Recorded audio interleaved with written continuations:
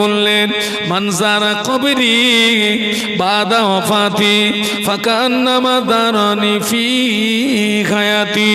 আল্লাহ নবী বললেন আমি রাসূলুল্লাহ আমার ইন্তেকালের পরে আমার কবরটা যে জিয়ারত করলো, আমার মাজারটা যে জিয়ারত করলো, আমি আল্লাহ নবী বলছি ওই ব্যক্তিটা যেন আমার জীবিত অবস্থায় আমার সঙ্গে তার দিদার নসিবি হলো।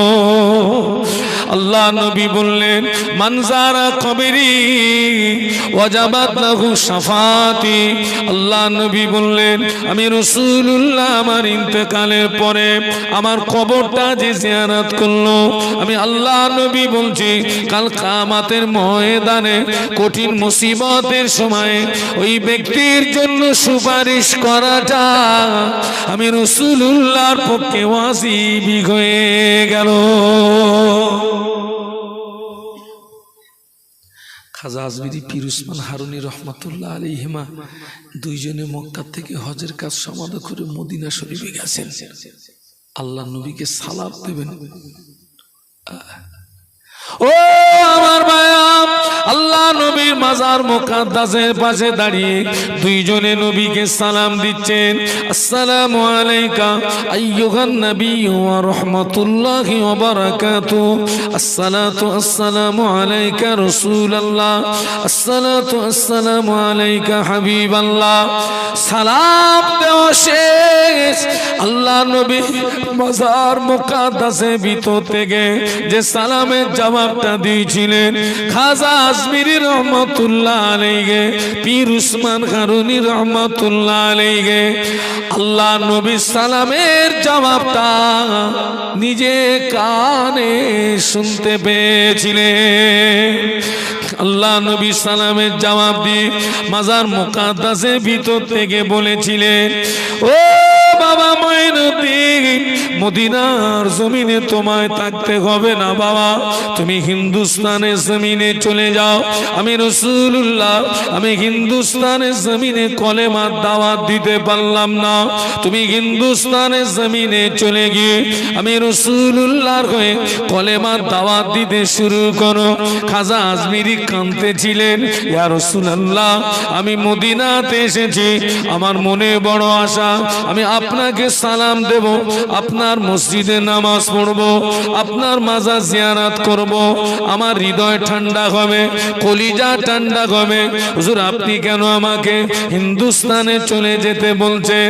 আল্লাহ নবী বললেন ও বাবা মঈনুদ্দিন, মদিনার জমিনে যদি থাকো আমাকে যদি সালাম দাও, আমার মাজার যদি জিয়ারত করো, আমার মসজিদে যদি নামাজ পড়ো, আমার দিদার যদি না পাও, আমার দেখা যদি না পাও, তোমার কলিজা কি ঠান্ডা হবে নাকি?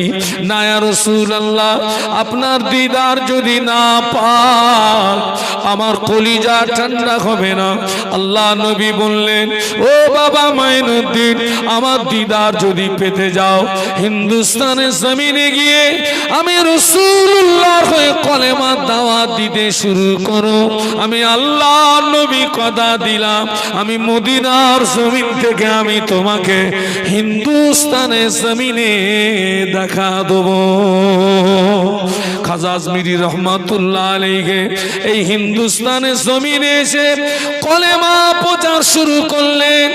ও কলাশিয়ার যুবকেরা, খাজা আজমিরি হুজুরের হাতে হাত দিয়ে এই হিন্দুস্তানের 90 লক্ষ মানুষ ঈমানের কলেমা পড়ে মুসলমান হয়েছিলেন। যদি বলতে পারলেন না কত লক্ষ? কিতাবে এসছে খাজা আজমিরির মনে যখন আসা জাগতো আল্লাহ আমি একটু নবীকে দেখব, আল্লাহ রসুল খাজা আজমিরির সামনে হাজির হয়ে যেতেন। হ্যাঁ, আমার দাদু হুজুরের পীরের নাম কি? সুফি ফতে আলী ওয়াইসি রহমতুল্লাহ আলী হুজুরের জীবনীটা একটু দেখবেন। হুজুর যতদিন হায়াতে ছিলেন চোখের একটা করে পলক ফেলতেন, একবার করে পলক মারতেন, আর আল্লাহ নবীকে একবার করে দেখতেন। যদি বলতে পারলেন না, পলকে পলকে নবী দেখতেন। খাজা আজমিরি হিন্দুস্তানের জমিনে 90 লক্ষ মানুষ কলেমা পড়ল, এনটিতে দাঁড়িয়ে গেল পৃথ্বীরাজ। কে দাঁড়ালো? খাজা আজমিরিকে মেরে দেবে। কিভাবে মারবে? পৃথ্বীরাজ কিছু সৈন্য ফিট করলো। তারা খুব ভালো করে বিচক্ষণ করে দেখলো মারার একটা রাস্তা আছে। এই মুসলমান ফকিরটা নামাজি হালাতে অনেকক্ষণ জমিনে সাজদায় পড়ে থাকে। আল্লাহর ওলিদের নামাজ আমাদের নামাজ এক না বাবা। আল্লাহর নবীদের নামাজের, আল্লাহর ওলিদের নামাজের কারাত হতো লম্বা, রুকু হতো লম্বা, সাজদাও হতো লম্বা। আর আল্লাহর ওলিরা যখন নামাজে দাঁড়াতেন দুনিয়া ভুলে যেতেন। আল্লাহ নবী বললেন আনতাবুদাল্লাহ কান্নাকা তারাহু ফাইল্লাম তাকুন তারাহু ফাইন্নাহু ইয়ারাকা। আনতাবুদাল্লাহ কান্নাকা তারাহু ফাইল্লাম তাকুন তারাহু ফাইন্নাহু ইয়ারাকা। আল্লাহ নবী বললেন তোমরা যখন নামাজে দাঁড়াবে ওই সময় মনে করবে তুমি তোমার রবকে দেখতে পাচ্ছ। ওটা যদি সম্ভব না হয় ওই সময় মনে করবে তোমার রব তোমাকে দেখতে পাচ্ছে। ও আমার মায়া, আল্লাহর ওলি খাজা আজমিরি রহমাতুল্লাহ আলাইহি তারাগড় পাহাড়ের নিচে আল্লাহ পাকের নামাজে মশগুল হয়ে গিয়েছেন, জমিনে সিজদায় চলে গিয়েছেন। পৃথ্বীরাজের সহচরেরা বিশাল একটি পাথর কেটে ফেলে দিল। ওদের টার্গেট হলো ওই পাথরটা চাপা দিয়ে আল্লাহর ওলিকে মেরে দেবে। ওই পাথরটা গড়াতে গড়াতে আল্লাহর ওলির নিকটস্থ যেই না হলো খাজা আজমিরি রহমাতুল্লাহ আলাইহি ডান হাতের সাদা আঙুলটা পাথরের দিকে ইশারা করার সঙ্গে সঙ্গে আল্লাহর হুকুমে ওই পাথরটা আজও পর্যন্ত পাহাড়ের গায়ে দাঁড়িয়ে আছে। আরো জোরে বলুন সুবহানাল্লাহ।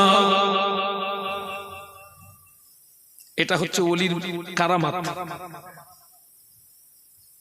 তবে তার জন্য তাকে খাঁটি উম্মত হতে হয়েছে। কি উম্মত? খাঁটি উম্মত। আমি তো চিটিং বাস বাবা। অন্য অন্য নবীরা হচ্ছেন এলাকা ভিত্তিক নবী, গোত্র ভিত্তিক নবী, ব্যক্তি বিশেষ নবী।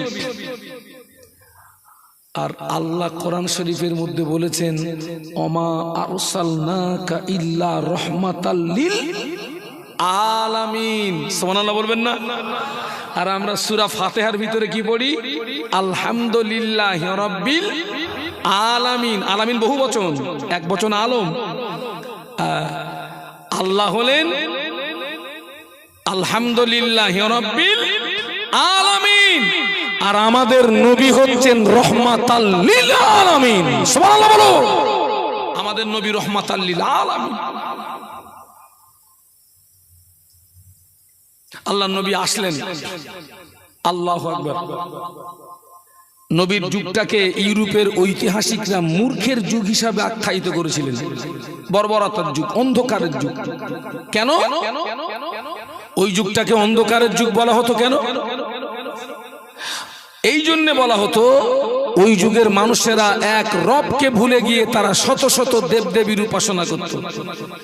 কেউ ছিল সূর্য উপাসক, বিশাল একটা দল সূর্য পূজা করত, বিশাল একটা দল তারকা পূজা করত, বিশাল একটা দল আগুনকে পূজা করত। কারো স্রষ্টা সূর্য, কারো স্রষ্টা তারকা, কারো স্রষ্টা আগুন। বিশাল একটি দল সুদের ভিতরে ডুবেছিল, মদের ভিতরে ডুবেছিল, জেনার ভিতরে ডুবেছিল, এবং অধিকাংশ কাফেররা তাদের জীবিত কন্যা সন্তানগুলোকে কি করত? পুঁতে দিত। কবর দেওয়া একরকম, আর পুঁতে দেওয়া। আচ্ছা বলুন তো, আবু জাহালকে কি কবর দেওয়া না পুঁতে দেওয়া? আবু জাহাল পুঁতে দেওয়া। বদরে বদর বদর বদর ইসলামের প্রথম যুদ্ধ হয়েছিল বদরের ময়দানে। কোথায় গো? আল্লাহ এবার আমাকে দেখালেন যেখানে 14 জন সাহাবী শহীদ হয়েছিলেন, সেই শহাদানদের মাজার জিয়ারত করলাম। ওখানে গিয়ে মুআল্লিমকে বললাম, সে শয়তানটা কোথায়? ওই বদরের যুদ্ধে যত কাফেররা নিহত হয়েছিল সবগুলোকে একটা গর্তের ভিতরে নিয়ে পুঁতে দেওয়া হয়েছিল। বাবা, কাফেররা অধিকাংশ কন্যা সন্তানগুলোকে তারা নিজে হাতে পুঁতে দিত। আল্লাহ কোরআনে বলেছেন, বিআইগে দামবিন কুতিলাত, কোন অপরাধীদেরকে মারলি।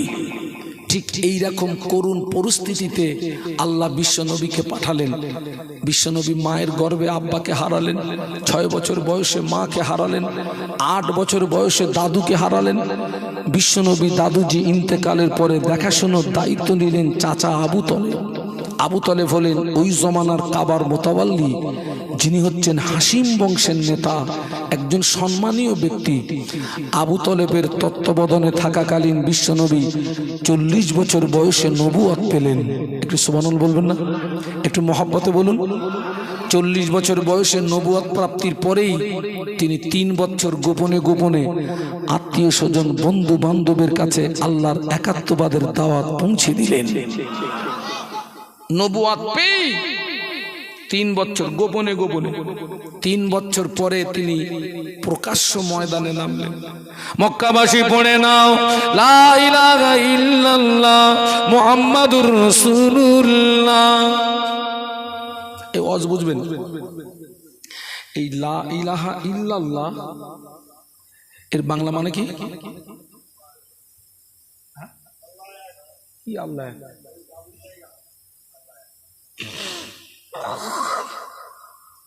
কোন মাবুদ নেই, আল্লাহ এক। মোটামুটি যা বলেছেন সারাংশ ঠিক আছে, হয়তো আপনি সঠিকভাবে বলতে পারেননি, তবে সারাংশটা লা ইলাহা, নেই কোনো মাবুদ ইল্লাল্লাহ, আল্লাহ ছাড়া। কোনো মাবুদ নেই আল্লাহ ছাড়া। মুহাম্মাদুর রাসূলুল্লাহ, আমি মুহাম্মদ আল্লাহর প্রেরিত পয়গম্বর। একটু জোরে বলুন। আচ্ছা ভাই, যারা সূর্য উপাসক, যারা তারকা উপাসক, যারা অগ্নি উপাসক, রাসূল বলছেন লা ইলাহা, এই একটি কথাতে ওদের ওই স্রষ্টাগুলো আছে না শেষ? সব শেষ। লা ইলাহা, কোনো মাবুদ নাই, সব শেষ এক কথা। রাসূল যদি বলতেন আল্লাহু মাবুদুন মুহাম্মাদুর রাসূল, আল্লাহ মাবুদ, আমি মুহাম্মদ তার রাসূল, মক্কাবাসীদের সঙ্গে আমার নবীর কোনো সংঘর্ষ ছিল না। ওরা জানতো মুহাম্মদ, আমরা একটা স্রষ্টা বেছে নিয়েছি, তুমি একটা স্রষ্টা বেছে নিয়েছো। মুহাম্মদ, তুমি তোমার স্রষ্টা নিয়ে চলো, আমরা আমাদের স্রষ্টা নিয়ে চলি। আল্লাহ নবীর ডালে আর চালে খিচুড়ি বানাননি। রাসূল বলেছেন লা ইলাহা ইল্লাল্লাহ, কোনো মাবুদ নেই আল্লাহ ছাড়া, আমি মুহাম্মদ আল্লাহর প্রেরিত পয়গম্বর। একটু জোরে বলুন। একটি প্রতিষ্ঠিত রাজ ক্ষমতার বিরুদ্ধে নবী একা। আবু জাহাল, আবু লাহাব, উতবা, সাইবা, এদের নাম শুনে যেন হালকা পাতলা মনে করবেন না। আবু জাহালের ভয়ে মক্কার মানুষরা থরথর করে কাঁপত। একটা প্রতিষ্ঠিত রাজ ক্ষমতার বিরুদ্ধে বিশ্বনবী একা একা। ছোট্ট একটা গোষ্ঠী, প্যালেস্টাইনের স্বাধীনতা সংগ্রামী, কি নাম? হামাস। ছোট্ট একটা গোষ্ঠী। আর ইসরায়েল হচ্ছে একটি বেজম্মা রাষ্ট্র। একদম গোদা বাংলা বলে দিলাম, পিতৃহীন অবৈধ রাষ্ট্র। 3 লাখ সেনা মোতায়েন করেছে। কলা আল্লাহু আকবার। ছোট্ট একটা গোষ্ঠীর কাছে তারা পরাজয় হলো। সুবহানাল্লাহ বলবেন না? আরো জোরে বলুন।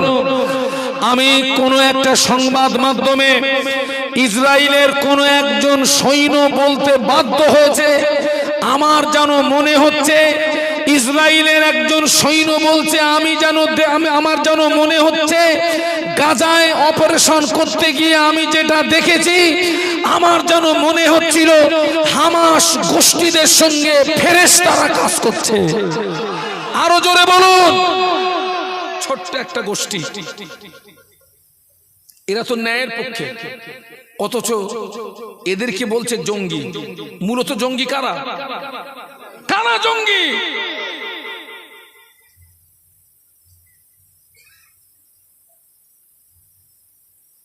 আবু জাহাল, আবু লাহাব, উতবা, সাইবা প্রতিষ্ঠিত একটা রাজ ক্ষমতা। আল্লাহ নবী যখন প্রকাশ্য কলেমার দাওয়াত দিতে লাগলেন, দেখতে পাওয়া গেল কুফারে কোরাইশদের ভিতর থেকে দুজন পাঁচজন করে তারাও প্রকাশ্য আল্লাহ নবীর হাতে হাত দিয়ে ইমানের কলেমা পড়ে তারাও মুসলমান হয়ে যায়। ছেলেরা জোরে বলতে পারলেন, মহাব্বতে বলতে পারলেন। আমার নবী প্রকাশ্য দাওয়াত দিচ্ছেন, আর আবু জেহেলের দলের লোকরা ওরাও প্রকাশ্য ইসলাম গ্রহণ করছে। সুবহানাল্লাহ বলবেন না? আচ্ছা, এই দৃশ্যটা দেখলে ও শয়তান কটার জ্বলবে, ওদের গাত্র দেওয়া শুরু হয়ে গেছে। মোহাম্মদ যেভাবে নতুন ধর্ম প্রচার করছে, আমাদের দলীয় মানুষ যেভাবে মোহাম্মদের দলে আশ্রয় নিচ্ছে, আমরা যদি মোহাম্মদের কাজের গতি না রুখি, ভবিষ্যতে এমন একটা দিন আসবে যেদিন আর কোনো অস্তিত্ব। এই ইসরায়েলও জানে যে হামাসদের যদি পুরো খতম না করি, এই ইসরায়েলও আল্লাহর উপরে পূর্ণ আস্থা রেখে বলছি, বাইতুল মুকাদ্দাস একদিন আমাদের কবজায় আসবে ইনশাআল্লাহ। বলুন ইনশাআল্লাহ। বাইতুল মুকাদ্দাস কাদের? আমাদের বাইতুল মুকাদ্দাস সর্বপ্রথম কেবলা আমাদের কেবলা। আল্লাহ রসুল 16 থেকে 17 মাস বাইতুল মুকাদ্দাসের দিকে ফিরে নামাজ পড়েছিলেন। মদিনা শরীফে যে মসজিদটা আছে, মসজিদে কিবলাতাইন, আল্লাহ রসুল বাইতুল মুকাদ্দাসের দিকে ফিরে নামাজ পড়তেন। আবু জাহাল, আবু লাহাব, উতবা, সাইবা চিন্তা করছে মোহাম্মদ যেভাবে নতুন ধর্ম প্রচার করছে, যদি মোহাম্মদের কাজের গতি না রুখি, ভবিষ্যতে এমন একটা দিন আসবে যেদিন আমাদের আর কোনো অস্তিত্ব থাকবে না। অতএব যে কোনো প্রসেসে মোহাম্মদের কাজের এই গতিটাকে রুখতে হবে। আল্লাহ রসুল তখন অটোমেটিক কলেমা প্রচারে বেরিয়ে পড়েছেন। রসুলের গার্জেন হচ্ছেন বর্তমানে আবু তলেব। আবু জাহাল, আবু লাহাব, উতবা, সাইবা ওরা সবাই মিলে আবু তলেবের কাছে এসেছে।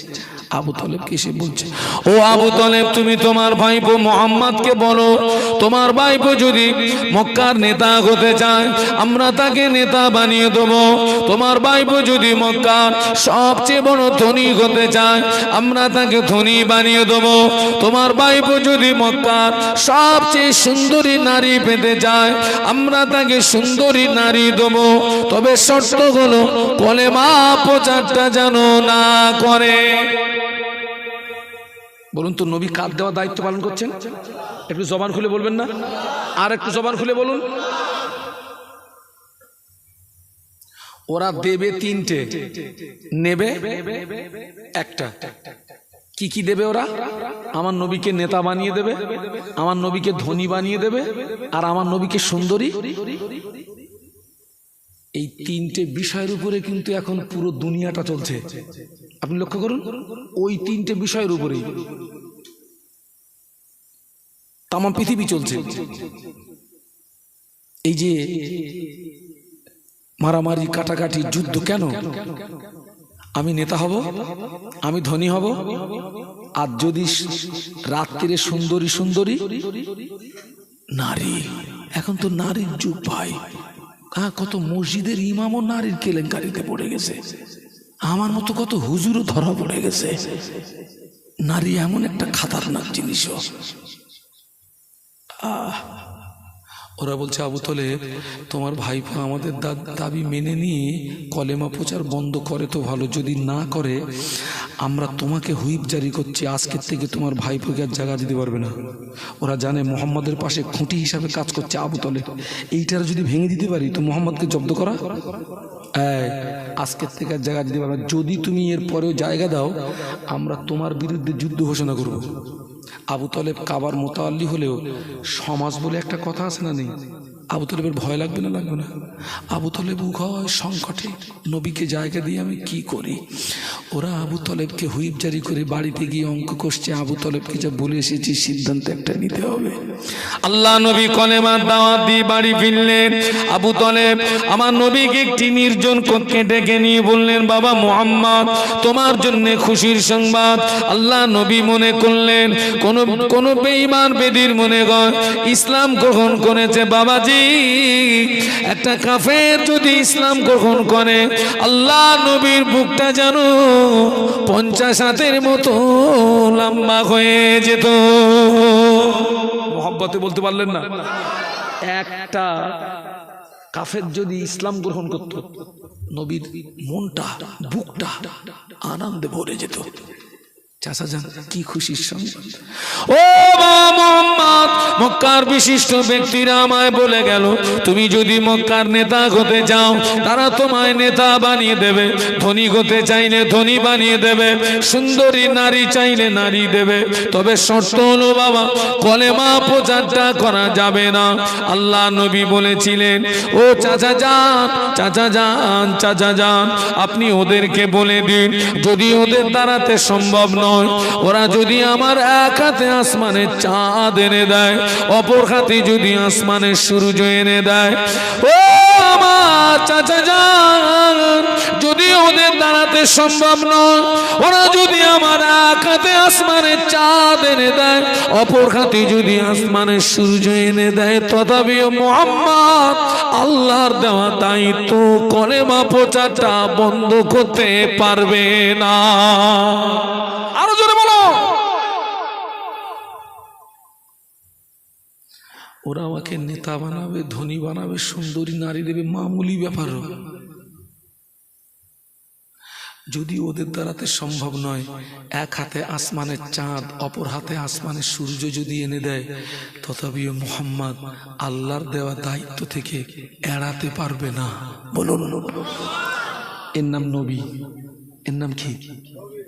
আবু তালেব বলছে বাবা তুমি যদি তোমার দায়িত্ব থেকে সরে না আসো তাহলে মনে হয় আজকের থেকে আমি তোমাকে আর, কারণ এরপরে জায়গা দিলে বিপদটা আমার। আচ্ছা বলুন তো, ন্যায় ও সত্যের উপরে দাঁড়িয়ে থাকাটা সহজ না কঠিন? বাবা ন্যায় ও সত্যের উপরে দাঁড়িয়ে থাকতে গেলে আপনার পিতা, আপনার মাতা, আপনার স্ত্রী, আপনার ছেলে, আপনার মেয়ে, আপনার বন্ধু বান্ধব, আপনার প্রতিবেশী সব আপনার থেকে, এরপরেও যদি মজবুতির সঙ্গে আপনি ন্যায় ও সত্যের উপরে দাঁড়িয়ে থাকতে পারেন, ওই সময় আল্লাহ পাকের পক্ষ থেকে রহমত নাজিল হবে। বাবা আজকের থেকে মনে হয় আমি তোমাকে আর জায়গা দিতে পারবো না বাবা। আল্লাহ নবী কেঁদে ফেললেন। আল্লাহ নবী কাঁদতে কাঁদতে বলেছিলেন চাচা যান, চাচা যান, আমি মায়ের গর্ভে থাকাকালীন আব্বাকে হারালাম, 6 বছর বয়সে মাকে হারালাম, 8 বছর বয়সে দাদুজিকে হারালাম, সেখান থেকে আপনার তত্ত্বাবধানে ছিলাম। চাচা যান, সারাদিন মক্কার মানুষেরা আমায় কত দুচ্চাই করে। চাচা যান, সারাদিন মক্কার মানুষেরা আমায় কত গালি দেয়। সারাদিন পরে আমি যখন আপনার কাছে ফিরে আসি, আপনি আমাকে একবার মুহাম্মদ বলে ডাকার সঙ্গে সঙ্গে সারাদিনের কষ্ট নিবারণ হয়ে যায়, সারাদিনের কষ্ট মুছে যায়। ও চাচা যান, আজকের যদি আপনি আমাকে আশ্রয় না দেন, জায়গা না দেন, আমি মুহাম্মদ এটি জানবো পৃথিবীর জমিনে মুহাম্মাদের পাশে দাঁড়ানোর মতো কেউ নাই, পৃথিবীর জমিনে মুহাম্মাদের আহা বলার মতো কেউ নাই, পৃথিবীর জমিনে মুহাম্মাদের চোখের পানি দেখার মতো কেউ নাই। ও আমার চাচা যান, আপনি আমাকে আশ্রয় দেবেন কিনা, আপনি আমাকে জায়গা দেবেন কিনা, ওটা আপনার ব্যক্তিগত ব্যাপার, তবে আপনি আমাকে আশ্রয় দেন আর না দেন, আমি মুহাম্মদ আল্লাহর দেওয়া দায়িত্ব আমি কলেমা প্রচারটা বন্ধ করতে পারবো না। এতদিন জানতাম আমার পাশে কেউ থাকার না থাক আমার চাচা ছিল, আজকের থেকে জানবো আমার কেউ নেই। ভাই এখন যদি বলি কারা কারা নবীরে ভালোবাসেন হাত তোলেন, হাত কি একটা বাদ যাবে বলে মনে হয়? হাত তুলে নবীর ভালোবাসা প্রমাণ করানোটা সহজ, প্র্যাকটিক্যালে দেখানোটা এজ এ উম্মাত হিসাবে নবীর ওই আদর্শটা আমাদের মধ্যে থাকার দরকার ছিল না? আছে তো বাবা। কিয়ামতের ময়দানে আমরা অধিকাংশ মানুষ বোবা শয়তান হয়ে উঠবো। কেন জানেন? আমরা অন্যায়ের প্রতিবাদ করিনি। দেখবেন গ্রামে কিছু কিছু মানুষ থাকে, অনেকে বলে ওই লোকটা এত ভালো, জীবনে কোনোদিন ওই লোকটার সঙ্গে কারো ঠোঁটে ঠোঁট হয়নি। ঠোঁটে ঠোঁট হয়নি মানে এত ভালো। আচ্ছা ওই সত্যি ভালো? ও কি সত্যি ভালো? ওর সঙ্গে জীবনে কারো ঠোঁটে ঠোঁট হয়নি মানে ও সামনে যত অন্যায় হয়েছে ওসব অন্যায়গুলো হজম করেছে, ওই জন্য ওর সঙ্গে কারো ঠোঁটে। আসমানের নিচে নবীর উপরে ভালো মানুষ আর কেউ আছে? আমার নবীর দুশ্মন ছিল না? ছিল না। তো এর দুশ্মন নেই মানে ও পাক্কা চিটিং বাজো, ও সব হজম করেছে।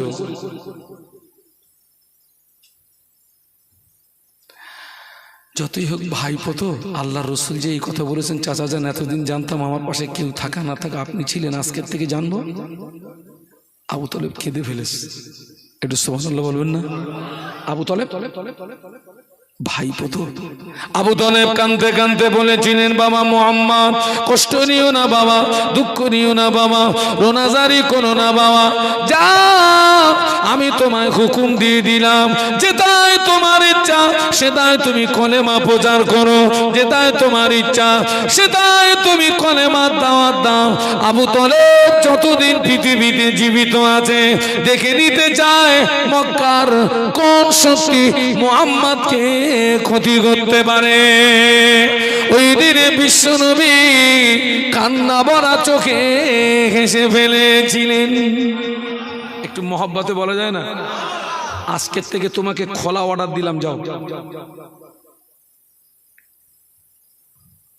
আচ্ছা আপনারা বলেন, আল্লাহ নবী মক্কাবাসীদের উপকার করছিলেন না ক্ষতি করছিলেন? ওরা তো জাহান্নামার ভিতরে পড়ে হাবুডুবু খাচ্ছিলেন। আল্লাহ রসুল ওদেরকে জাহান্নামার ভিতর থেকে হাত ধরে টেনে তুলে বিনিময়ে পাওনা হলো কি? 13 বছর মার খেতে হয়েছে বাপ, দান দান শহীদ হলো। গভীর রাতে জন্মভূমিটা ছেড়ে দিয়ে মক্কা থেকে মদিনায় চলে যেতে হলো। তারপরে ইসলাম। আমার কথা বুঝতে পারছেন না? পারছেন না? তারপরে ইসলাম। আহা, আল্লাহ রসুল যখন ওদের দেওয়া অফারে থুতু নিক্ষেপ করলেন, সঙ্গে সঙ্গে ওই শয়তানটা, কি নাম? আচ্ছা আবু জেহেল নবীর সম্পর্কে কি হয়? চাচা একটা কথা বলে যাচ্ছি আপনাদের, আপন ব্যক্তি যতটা ক্ষতি সাধন করতে পারে দূরের মানুষ অতটা ক্ষতি করতে, নিজের লোক সবচেয়ে বেশি বিষ মারে, নিজের লোক।